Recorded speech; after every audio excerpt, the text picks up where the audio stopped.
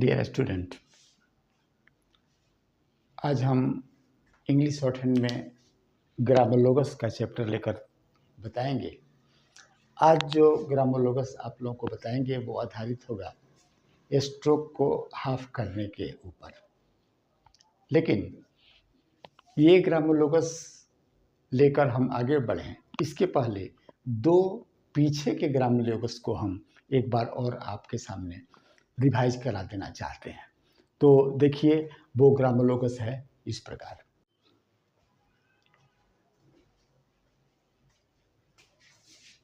ये ग्रामोलोगस है जैसे स, एस और बी और भी, यानी सब्जेक्टिव लाइन पर है।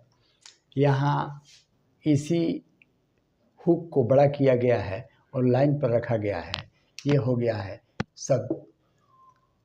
है सब्जेक्शन, और इस तरह लिखा गया है सिग्निफिकेशन। उसके बाद एन में एस सन का हुक लगा है बड़ा वाला, लाइन के ऊपर है इंफॉर्मेशन।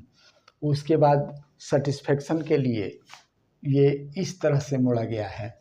जस्टिफिकेशन के लिए सन का प्रयोग, जस्टिफिकेशन।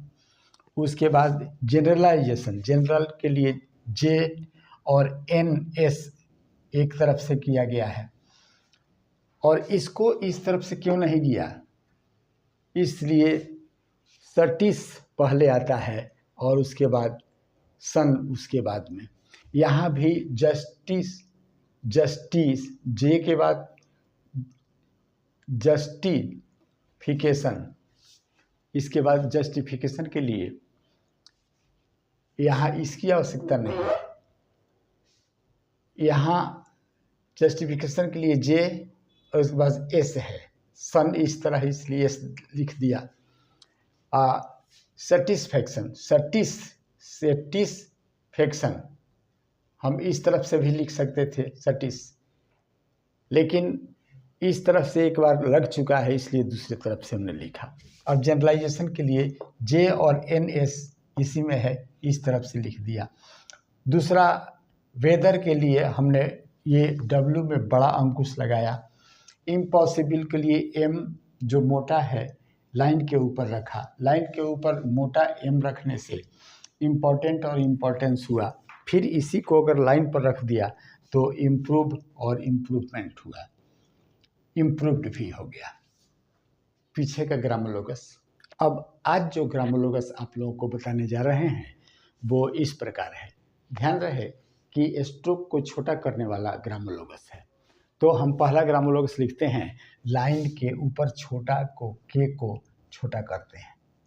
तो इसको हम जब छोटा करेंगे तो क्या होगा, QUITE, इसको क्वाइट पढ़ते हैं। और इसी को हम लाइन पर रखेंगे तो इसको कुड पढ़ा जाता है। उसके बाद लाइन के ऊपर इस तरह छोटा करके तो इसको दो चीज़ पढ़ाया जाता है, एकॉर्ड पढ़ाया जाता है और एकॉर्डिंग पढ़ाया जाता है। कहाँ लिखा है, लाइन के ऊपर, इसलिए कि एकॉर्ड यानी फर्स्ट प्लेस का वोवेल है तो लाइन के ऊपर लिखा। अब इसी को आप देखिए कि अगर सेकंड प्लेस के वोवेल पर हम रखेंगे तब क्या होगा, यानी लाइन पर रखेंगे तब इसको हम केयर्ड पढ़ेंगे। केयर क्यों नहीं पढ़ा, केयर्ड क्यों पढ़ा, इसलिए कि छोटा किया गया तो डी लग गया। तो केयर्ड और ए का स्वर है, यानी कि सेकंड प्लेस का स्वर है, इसलिए लाइन पर रखा गया। याद करने के लिए सुविधा रहेगी। अकॉर्डिंग पढ़ाया था, अकॉर्डिंग, और ये केयर, यानी अकॉर्डिंग का मतलब हुआ कि ए का स्वर लगा हुआ है, जैसे यहाँ ऊ का स्वर लगा हुआ है। चूँकि ये हॉरिजॉन्टल स्ट्रोक है तो सेकंड प्लेस के वोवेल या थर्ड प्लेस के वोवेल के लिए लाइन पर ही लिखा जाता है।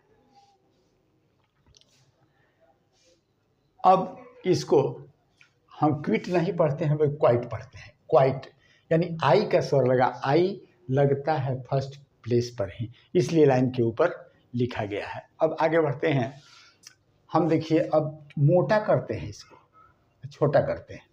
मोटा किया, छोटा किया, लाइन के ऊपर लिखा, तो ये हो गया GUARD, गार्ड। गार्ड यानी आ का भवेल लगा, आ का भवेल फर्स्ट प्लेस पर लगता है, इसलिए लाइन के ऊपर लिखा गया। और उसके बाद यहाँ इसको लाइन पर लिखा, तो इसको GREAT, ग्रेट। ग्रे, ग्रे का मतलब ए का स्वर लगा, ये लाइन पर रहेगा, ग्रेट हो गया। उसके बाद अब देखिए, अब लाइन के ऊपर L का देते हैं, तो ये कॉल्ड होता है, कॉल्ड होता है। और उसके बाद अगर हम इसको लाइन पर रखें तो क्या होगा, इक्वल होगा और इक्वल्ड होगा। इक्वल और इक्वल्ड दोनों, हालांकि इक्वल पढ़ सकते हैं, लेकिन यही उचित लगता है, लेकिन रखा गया है दोनों के लिए। लाइन, ध्यान रहे कि लाइन पर है।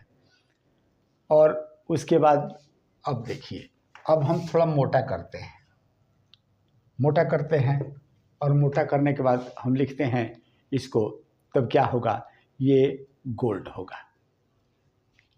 क्या होगा, गोल्ड होगा। गोल्ड के बाद अब एक चीज़, यहाँ TH को हम आधा करते हैं। TH को जब आधा करेंगे तो TH होता है, और आधा किया गया है तो TH T लग गया, यानी THT का मतलब दैट। और इसी को अगर लाइन पर लिखा तो ये विदाउट होता है। और अंत में एक S होता है, और इसको हम करेंगे तो इसको विस्ट पढ़ेंगे। और आज का ये रहा आपका ग्रामोलोगस, जो हुआ समाप्त। अगले वीडियो में आपको हम इसी पर आधारित फिर एक्सरसाइज लेकर आएंगे। तब तक के लिए